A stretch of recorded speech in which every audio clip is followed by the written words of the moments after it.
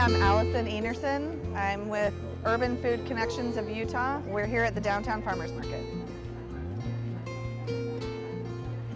Right now we have about 50 or 60 produce vendors, and that'll continue to increase as the rest of the harvest comes on. We have a lot of lettuce and microgreens and peas, the first of the sweet cherries.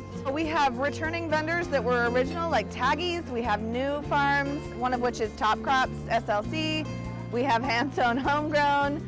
We have a lot of really great food fairway vendors. We have baked goods. We have naturally raised and ranched meats. Some amazing cheeses from a few different cheesemakers here in the state. We have a lot of different vendors who sell plants.